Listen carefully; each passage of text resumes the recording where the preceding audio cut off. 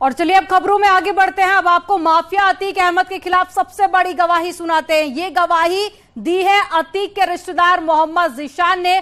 मोहम्मद ज़ीशान ने कहा है कि सबसे पहले माफिया अतीक अहमद का जेल में मोबाइल बंद होना चाहिए, क्योंकि अतीक के पास में शूटर्स की कमी नहीं है। आपको बता दें कि अतीक के रिश्तेदार मोहम्मद ज़ीशान ने भी अतीक के खिलाफ केस दर्ज कराया था। इस वक्त की बड़ी खबर आपको बता रहे हैं, यानी कि अतीक अहमद अभी भी मोबाइल का इस्तेमाल कर रहा है। एक बड़ी खबर आपको बता रहे हैं और ये अभी तक की सबसे बड़ी गवाही है, और ये गवाही दी है अतीक अहमद के रिश्तेदार मोहम्मद ज़ीशान ने। मोहम्मद ज़ीशान ने कहा है कि सबसे पहले माफिया अतीक अहमद का जेल में मोबाइल फोन बंद होना चाहिए, क्योंकि अतीक के पास में शूटर्स की कमी नहीं है। और इसी के साथ आपको बता दें कि अतीक के रिश्तेदार मोहम्मद ज़ीशान ने भी अतीक के खिलाफ में केस दर्ज करवाया था। तो एक बड़ी खबर आपको बता रहे हैं।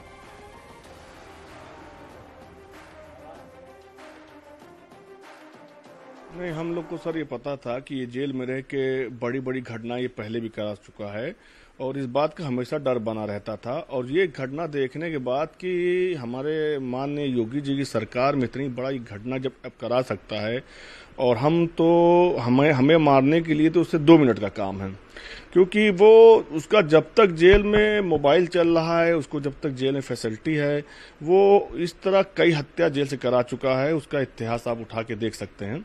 और जब से ये हत्या हम लोगों ने देखा कि ये किस तरह बीच रोड पे खुलेआम ये हत्या कर रहे हैं, तो हम उस दिन से आप ये समझ लीजिए कि हो सकता है हम 1 या 2-3 दिन बाहर निकले होंगे। अच्छा, ये बताइए कि अतीक अहमद राजनेता के साथ साथ उनका जो जराइम की दुनिया में आपराधिक इतिहास बताया जाता है, लेकिन आप तो उनके रिश्तेदार हैं, तो आपके साथ क्या दुश्मनी हो गई और क्यों हुई? देखिए, अतीक अहमद ऐसा है कि दुश्मनी इसलिए हो गई क्योंकि वो उसको रहता है पैसों से मोहब्बत, कि पैसे ला के दो, तुम रिश्तेदार भी हो, तुम भाई भी हो, तुम मेरे बेटे भी हो। वो बहुत दबाव डाला मेरे ऊपर कि ऐसा है कि तुम मेरे लिए काम करो, आधा पैसा पहुंचाओ और जमीन खरीदो, मुझे दिलाओ। मैं हमेशा जब मुझको फोन करता था मैं मोबाइल बंद कर देता था। उसी बात से ये खुन्नस खा के गुस्से में आके फिर इसने अपने लड़के को भेजा, मेरे ऊपर हमला कराया, जिसमें अली था, आसाद कालिया था, ये सब मिल के जो है हमला करें, किस तरह अपनी जान बचाई। अच्छा, कितनी रंगदारी मांगी थी आपसे और क्या कहा था कि अगर ये जमीन हमारी वाइफ के नाम कर, किसके नाम जमीन करने को कहा था उस समय? जब अली और आसाद कालिया ने जो है सब राइफल पिस्टल हटाई, तो उस समय कहा कि लो मेरे अब्बा से बात करो। तो उस समय हम तो बहुत डर सहम गए, क्योंकि 20 राइफल थी, पिस्टलें थी, बहुत सारी। अतीक अहमद जेल में थे उस समय तब? जी, अतीक अहमद जेल में थे। उनका जेल में कभी मोबाइल नहीं बंद होता है, वो कहने की बात है कि उनका मोबाइल बंद हो जाता है। और फिर हमने जब बात की, हमने कहा हेलो जी बताइए, कहा बे तो का बहुत नेतागिरी आवत थी। ऐसा है कि या तो ये जमीन हमारी बीबी साजिदा परवीन के नाम लिख दे, और या तो 5 करोड़ रुपया रंगदारी आसाद कालिया और अली के हाथ पहुंचा दे। तो अब उस समय इतना असलहा लगा हुआ था मेरे पीछे, तो मेरे को समझ नहीं आया। तो बहुत देर तक मेरे मुंह से आवाज नहीं निकली, तो वो हेलो हेलो कर रहा था उधर से। उसके बाद कहा अली ऐसा मारो, मार के खत्म करो साले का, पैसा और जमीन ना दें साले, मारो। उसके बाद जो मारना स्टार्ट किया, उसकी वीडियो सब हम लोगों के पास है।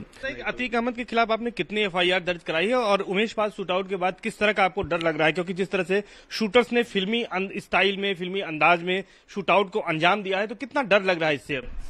देखिए, हमने अतीक अहमद के ऊपर 2 FIR कराई है, और डर का मामला इस तरह माहौल है कि जैसे निकलते हैं या कोई गाड़ी भी पीछे से आ जाती है तो डर लग जाता है कि ऐसा तो नहीं उसमें शूटर हो, या कोई गाड़ी ओवरटेक करती है तो उस समय समझ लीजिए दिमाग नहीं काम करता है कि ऐसा निकल के आगे से करके मार दे। क्योंकि उनके जो मारने का स्टाइल आप देखेंगे सब अफगानिस्तान या अलकायदा में इस तरह बमबारी और इस तरह गोली चलाना, फायरिंग करना, और देख रहे कैसे उमेश पाल को पकड़ के मार रहे हैं बीच रोड पे, उमेश पाल जी को।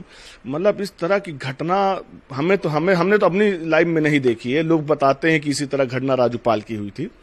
और क्योंकि ये ऐसे नहीं कि इनके पास ये 6, 7, 8, 10, 15 शूटर है, इस तरह 1-1 लाख 2 लाख वाले शूटर इसके पास बहुत हैं। इसको करेगा क्या? अभी तो ये अपने उसमें परेशान है कि किसी तरह मेरे बेटे का एनकाउंटर ना हो जाए, या तो मेरी गाड़ी ना पलट जाए। अब ये चीजों को टाल रहा है, जैसे उसमें बार बार आ रहा है कि CBI जांच हो जाए। अब CBI क्या जांच होनी है? उसमें सब फोटो वीडियो सारी चीजें खुल चुकी हैं। योगी जी की पुलिस एकदम अच्छा काम कर रही, रातों दिन मेहनत कर रही है उस पर, और CBI जांच बस इसलिए हो जाए केस इसको किसी से टाला जाए। जैसे आज 18 साल हो गया राजूपाल वाले में, उसमें कुछ नहीं हुआ, और अभी देखेंगे, मैं आपसे बता दे रहा हूँ, अभी 5-10 साल उसमें कुछ नहीं होगा। अच्छा, आपको क्या लगता है कि जिस तरह का ये घटनाक्रम हुआ, आपको अपनी सुरक्षा को लेकर कितना चिंता सता रही है? क्या चाहते हैं सरकार से, योगी सरकार?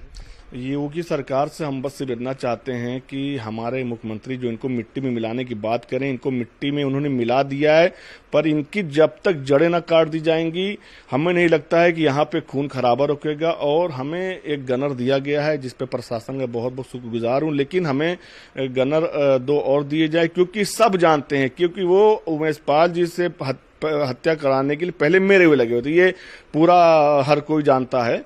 और बस मैं बच गया किसी तरीके से, क्योंकि मैं बीच बीच में दिल्ली और लखनऊ चला जाता हूँ, और क्योंकि मेरा केस भी ट्रायल पे हो गया है। अब जाने की एक गनर है मेरे साथ, अब एक गनर से थोड़ा से, जब 2 गनर के बीच 2 गनर को ही मार दिया, तो आप सोच सकते हैं कि एक गनर बेचारा क्या कर पाएगा वो। ये बताइए कि जिस समय आपने एनुद्दीनपुर वाली जमीन को लेकर एफआईआर करेली थाने में दर्ज कराई 31 दिसंबर 2021 को, उसके बाद शाइस्ता परवीन ने, जो अतीक अहमद की पत्नी, उन्होंने जो प्रेस कॉन्फ्रेंस की थी, उसमें आरोप लगाया था कि जमीनें उनकी हैं, और चूंकि उनके पति अतीक अहमद जेल में है, आप लोग रिश्तेदार हैं, उनकी जमीन को हड़पना चाहते हैं, इसलिए आप उनकी जमीन को नहीं दे रहे हैं। देखिए, ये अतीक अहमद और उसकी बीवी शाइस्ता परवीन, ये बहुत गंदे दिमाग के लोग हैं। उस समय जैसे इन्होंने एक प्रेस कॉन्फ्रेंस करके इल्जाम लगाया, क्योंकि इनके ऊपर उसमें कार्रवाई कप्तान साहब और आईजी साहब बहुत तेजी से कर रहे थे, तो इन्होंने प्रेस कॉन्फ्रेंस एक दिमाग से ये करी कि प्रेस कॉन्फ्रेंस कर दो कि वो जानू से मिले हुए हैं, इसलिए मेरे ऊपर हम लोग कार्रवाई कर रहे हैं, उनके ऊपर ये सब बोला। वो सिर्फ एक इंसान को भटकाने के लिए। और फिर देखिए, अब आज आप देख लीजिए, आज वो अमिताभ सर जो हैं उनको टारगेट पे लेते हैं ये लोग, क्योंकि भाई उतने बड़े अधिकारी हैं, एसटीए पे डर रहे कि कहीं गाड़ी ना पलट जाए। अरे गाड़ी जब तुम कुछ हरकत करोगे तो गाड़ी तो पलटी जाएगी। लेकिन अब ये है कि ये इस तरह इन लोग का एक दिमाग चलता है कि चीजों को ऐसे कर दो, ऐसे मुड़ जाए, ताकि चीजें उनकी तरफ चली जाए। घुमाने की कोशिश कर रहे हैं, आपको लग रहा है? घुमाने की पूरी कोशिश करते हैं। शाइस्ता परवीन अतीक अहमद की वाइफ है, जैसे अतीक अहमद का दिमाग है, उससे भी ज्यादा खतरनाक शाइस्ता परवीन का दिमाग है। ये सबके सामने आ चुका है। उमेश पाल जी की हत्या में आप खुद देख रहे हैं कि कौन कौन है, कौन कौन नहीं है। प्रशासन एकदम हर एक पहलू पे जांच। उमेश पाल की ये हत्या के बाद, इस शूट आउट के बाद, आपको कोई धमकी मिली या वैसे ही आप डर रहे हैं उस घटना को देखकर?